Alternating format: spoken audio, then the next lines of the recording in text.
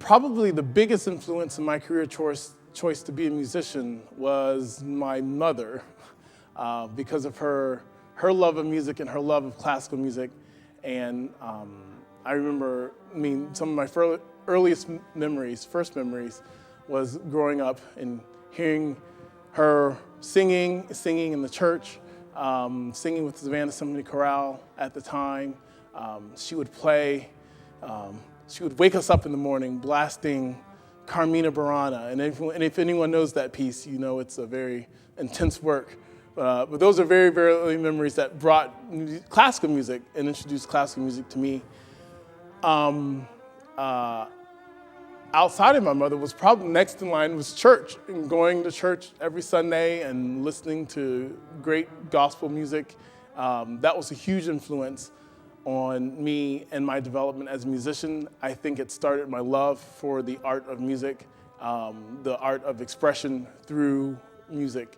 And it's been a part of my life ever since.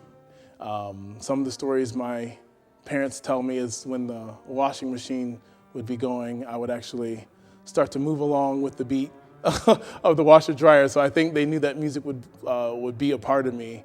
And I would come home and play notes on the piano, trying to pick out the songs from church. I loved hearing the Savannah Symphony. When I was in high school, I became a volunteer usher. And so that allowed me to hear the Savannah Symphony every weekend they performed in Johnny Mercer as an usher. And that was definitely a highlight of high school, being able to hear that sound. I just fell in love with the sound of the orchestra.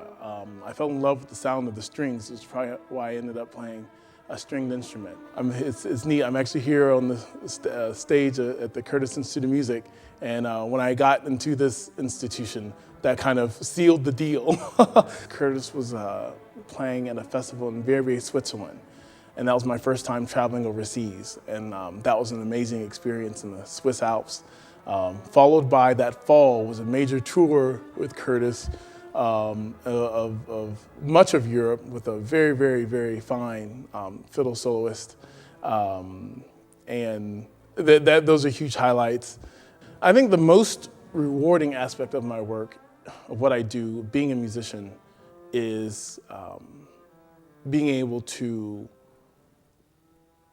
relate to people I may not have ever met, relate to people whose language I may not speak, being able to take my life experience and from the things I've learned from my parents, from my teachers in Savannah, from my teachers in college, to the experiences I have in the orchestras I've played with, and taking all those experiences and making it my voice, and being able to express that and connect with people. Even when I was growing in Savannah, and despite the wonderful, supportive environment that I had around me, that helped me develop into the musician and the person I became, I still had the naysayers who would discourage me and say, well, why am I playing classical music? And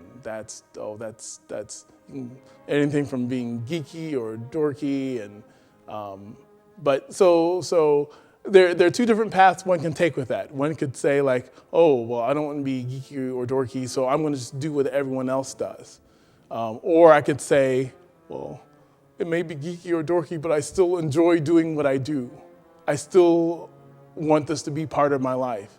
So I didn't give up. But if there's a dream and you're being honest with yourself and it's something that you want to do and it's something that you feel like you can contribute to the world, then go for it, full steam. Don't look behind you. Always looking forward and trying to make the best out of your gift or your talent.